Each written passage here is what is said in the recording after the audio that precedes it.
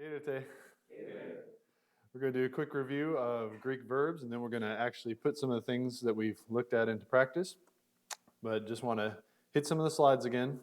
Just remember that there are a lot of similarities between Greek verbs and English verbs. There's just more specificity with Greek. They can convey a lot more with their verbs than we can.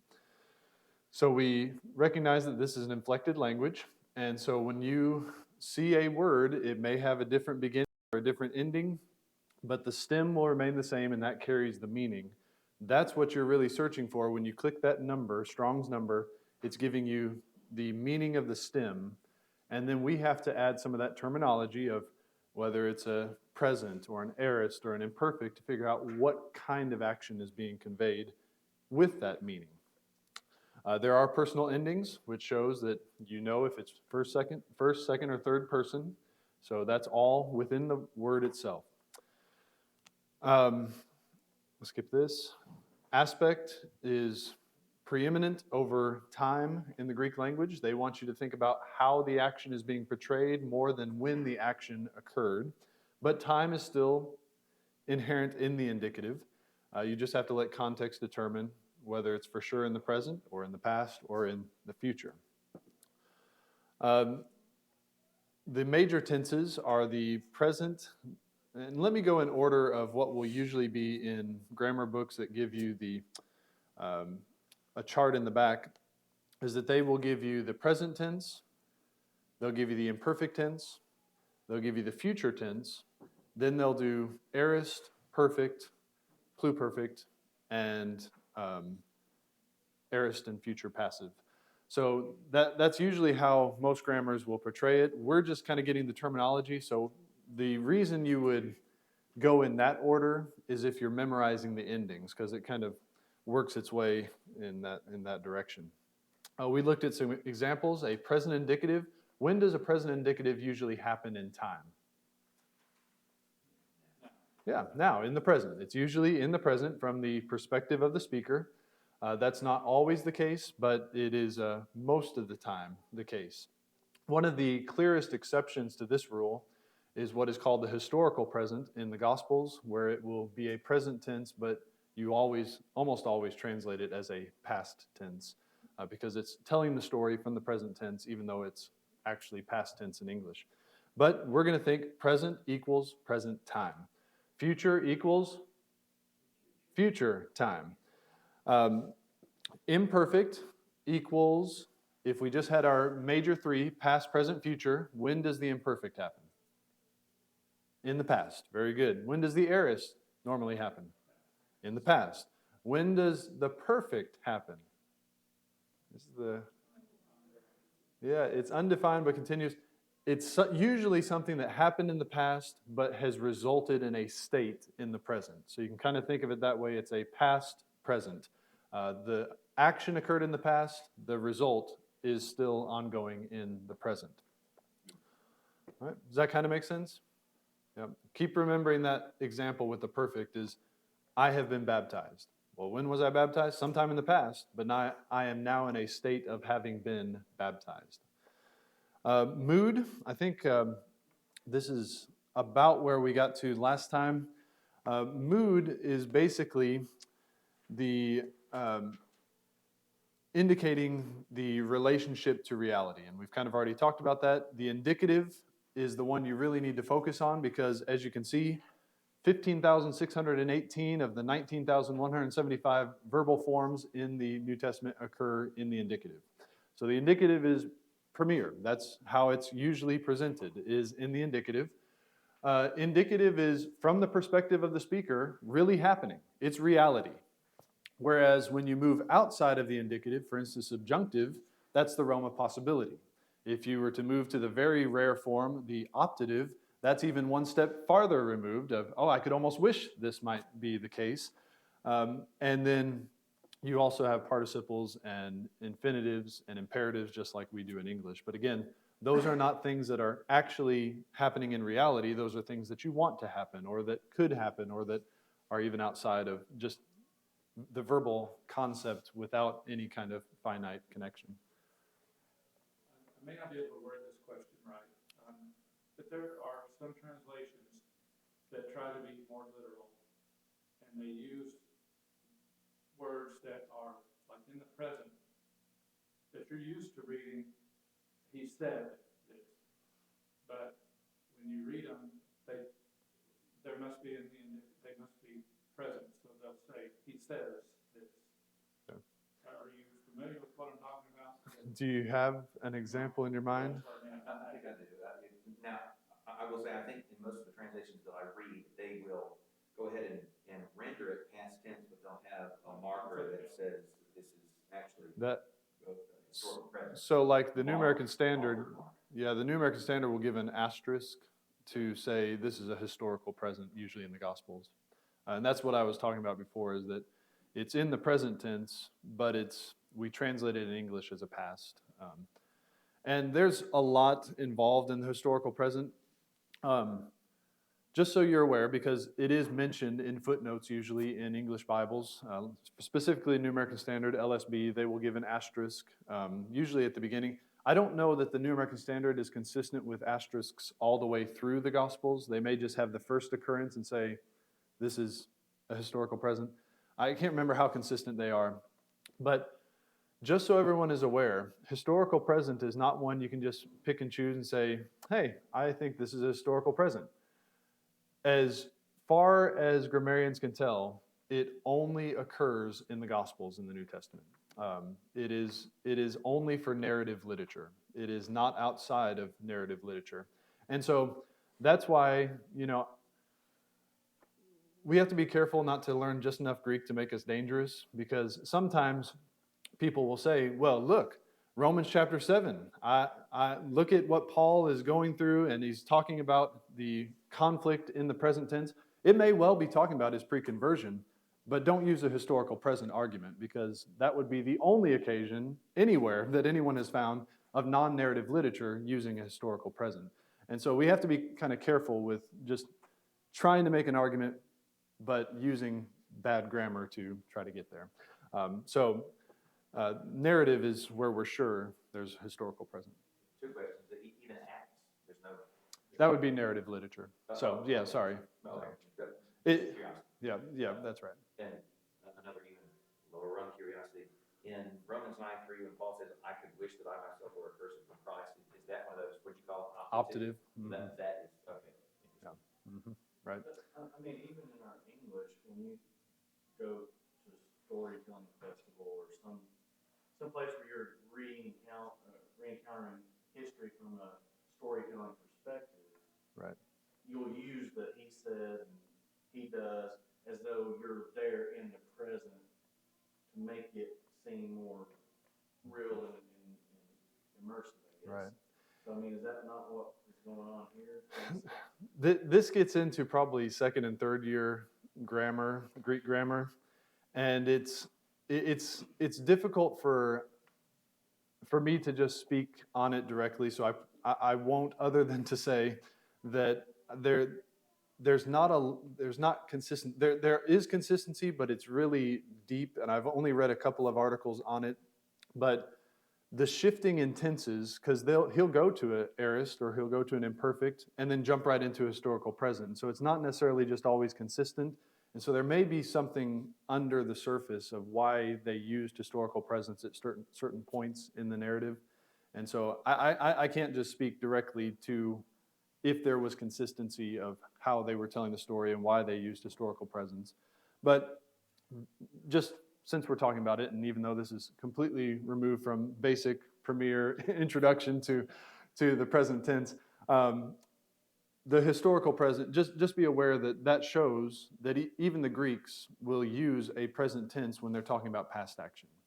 And whether that is to draw them into the story or whether it's to show character development or shift characters, all the things that could be involved in why they're using a historical present, we're saying that the present tense is most of the time present, but there are some occasions where it's not present time, though it's still conveying the kind of progressive activity kind of idea. All right. Any additional thoughts on that? All right. So the thing I'm wanting us to just quickly note on the mood is that most of the time when you have an indicative verb, you will say, he said, he says, he will say. You're not going, what you would do in English to take it out of the realm of reality is you would add words like he may say, he may have said, he might well say. You're adding little helping words to show that you're outside of reality. That would be the other 4,000-ish, 3,500-ish verbs that are outside the indicative. And so just be aware of that. And we'll talk some more about them as we go. We'll ignore the examples there for now. What I'd like to do now is, because I know everyone as we kind of go through terminology can start to feel like the fog is pretty dense right now. I just want to remind us of what we have learned thus far. So we have a pop quiz. All right, so we're going all the way back to the very beginning. And let's just see if any of this clicks with us, if we remember any of it. Let me pull up a laser pointer. And could anybody, as a class, what is this letter? What does it say? What sound? Ah. What is this letter? What sound does it make? V. What letter is this? Gamma. What sound does it usually make? G. Sometimes? Y. What about this one? Delta. And what sound does it make? The. Now what about this one? Epsilon. What sound does it make? Eh. Eh. What is this one? Zeta. What sound? Z. So alpha, beta, gamma, delta, epsilon, zeta, eta. What sound? E. What is this one? Theta. What sound does it make? More with the tip of the tongue. Theta. What is this one? Iota. What sound does it make? E. If you say E with most of your vowels, you're probably on par with that one. All right, what about this one? Kappa, what sound does it make? What is this one? Lambda, what sound does it make? What is this letter? Mi, and what sound does it make? M. Look, K, L, M. What is this one? Ni, and what sound does it make? N. What is this one? This jumps out of the English alphabet.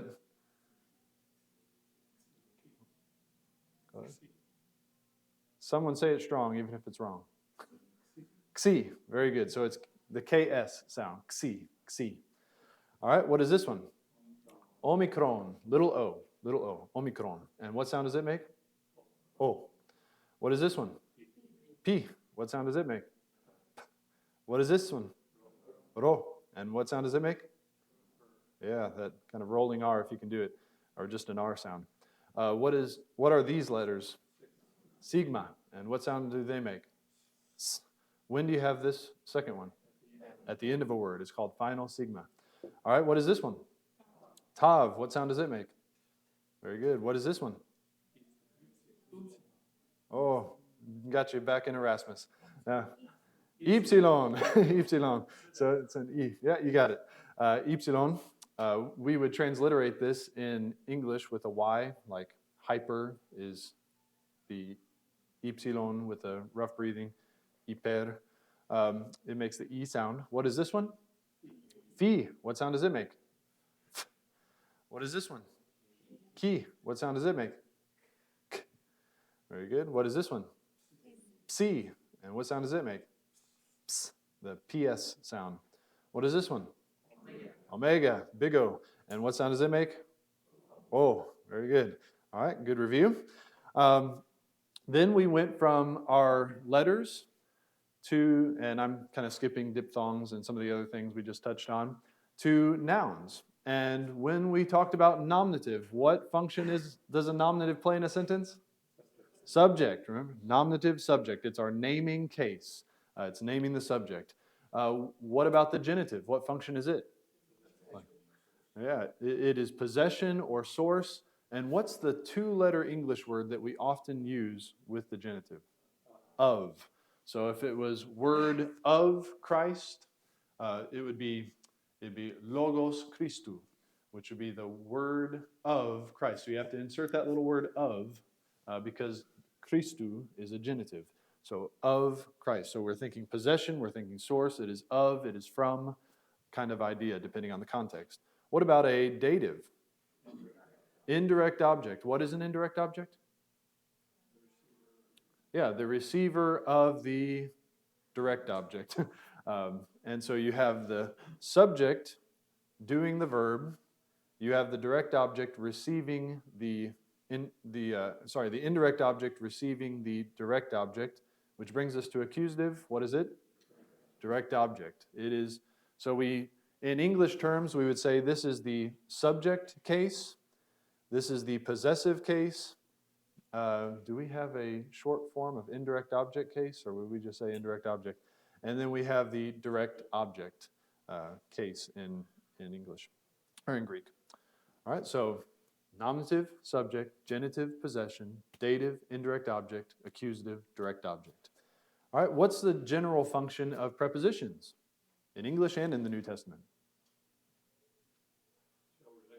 Showing relationship. That's what I want everyone to remember. It shows a relationship. It could be a spatial relationship. It could be a logical relationship. But it's those words of to, toward, in, by, for. Those little words that are showing relationship between two words. Usually a noun and a noun, or some substantive and another substantive. Sometimes you use them with verbs. But regardless, you want relationship is the word that you keep in mind with preposition. All right, what's a verb? Yeah, it's an action or a being, state. Very good. So it's an action or it's a state of being. It's, to be or not to be. And those are infinitives.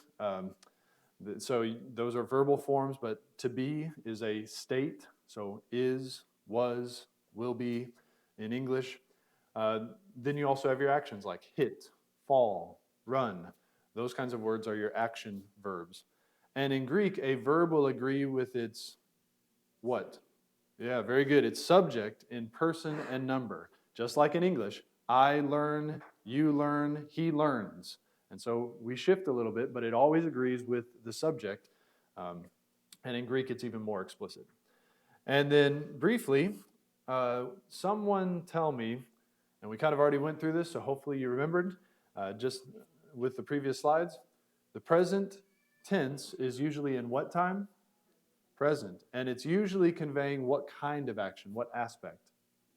Continuous action. Very good. The imperfect. What time does that usually happen? In the past. And what kind of action is it showing?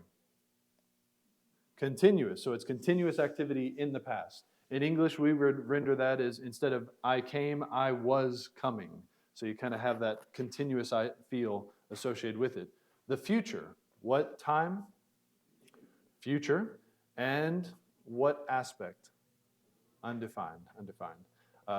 Now, when it says undefined, it doesn't mean that the action is not progressive. It just means that the author doesn't want you to think specifically progressive or ongoing activity.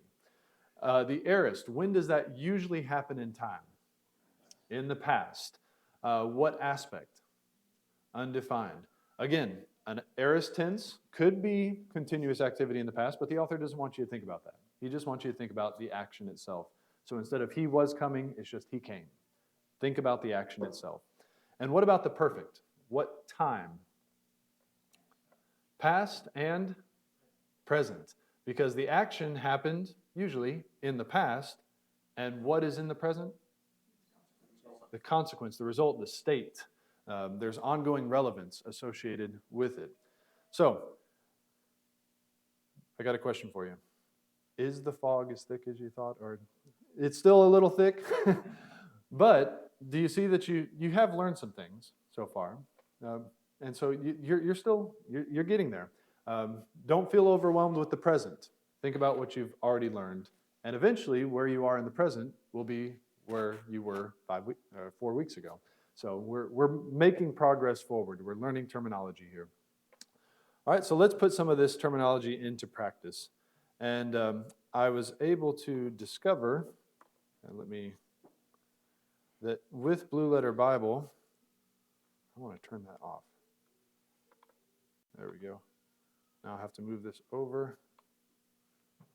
you can have an interlinear for the entire text that you want. So I have verses 1 through 10 up there.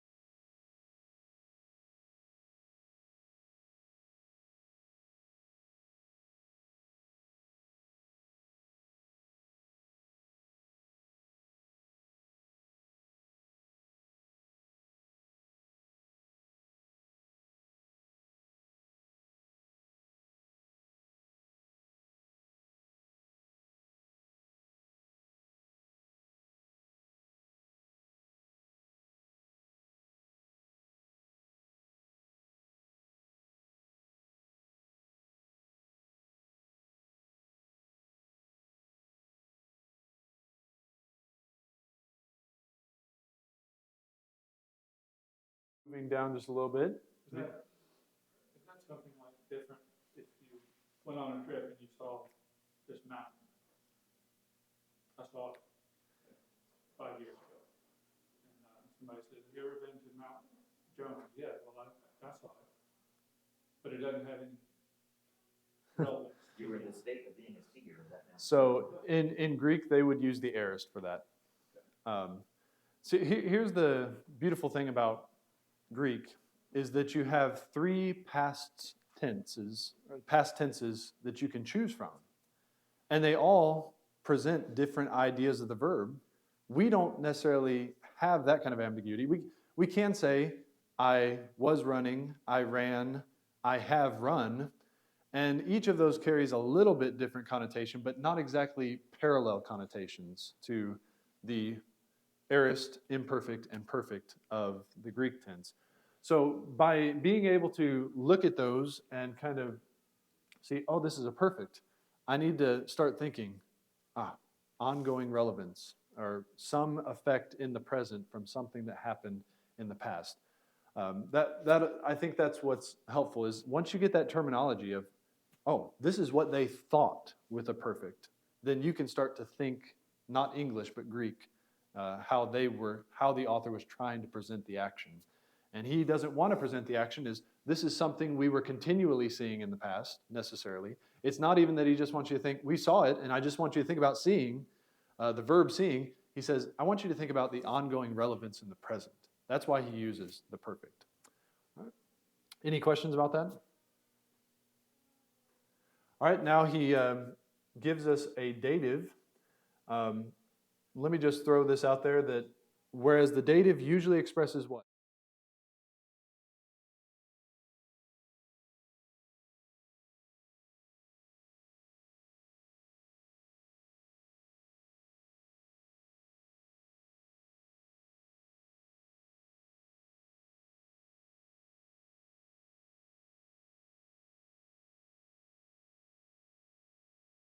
Did any of you guys that have taken Greek learn an 8-case system, or was it always 5 cases?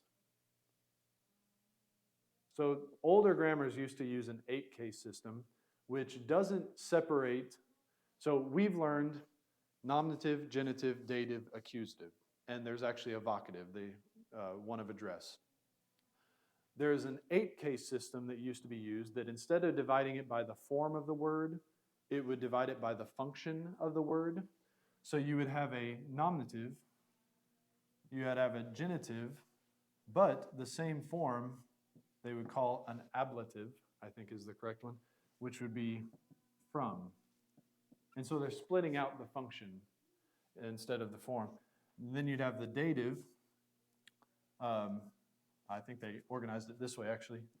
Locative, instrumental, and dative. Those all have the same form. And so they're giving you function. This is the normal one, to. This is the next one. Instrumental is by or with. And this locative is in, location.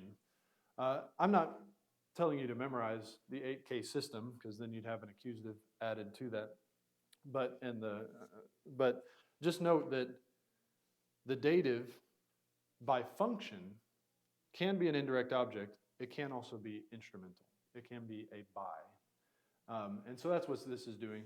And here's where you're going to rely until you spend more time with Greek, that usually your interlinear is giving you a pretty good indication of the translation. So you might, it's really good to get caught by that and say, why in the world did they say with instead of to? That forces you to dig a little deeper. And that's where your brain will say, this is something I actually need to think about and remember whenever you actually go and find it or ask someone about it.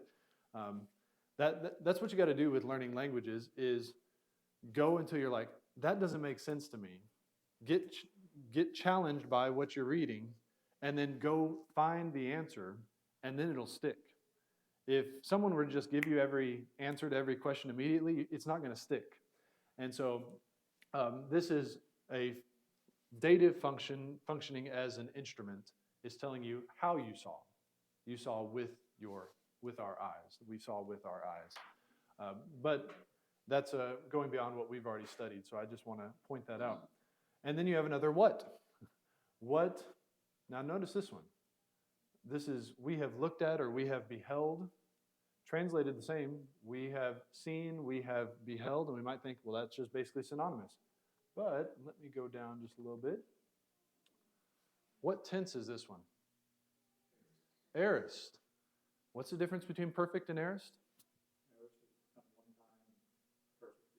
It can be one time. It's also, it's undefined. Just think about the whole action.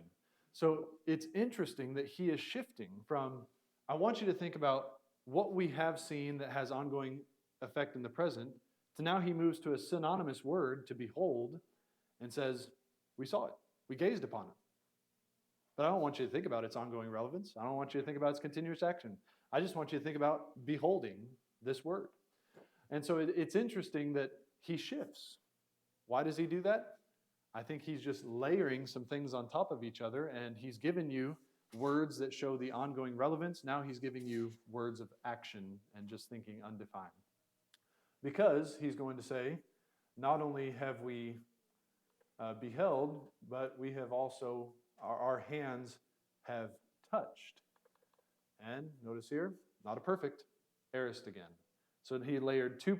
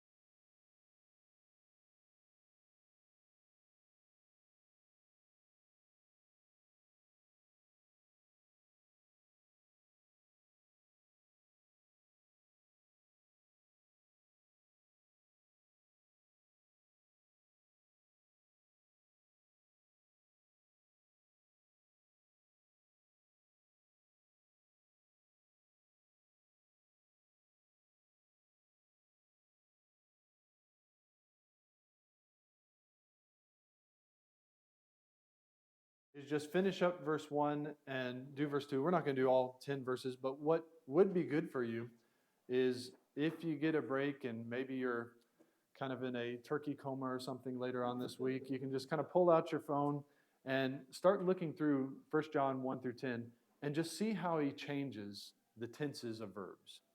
And start asking, why might he do that? What's he trying to present? Why is he using this tense here in this context? And we'll talk a little bit about that.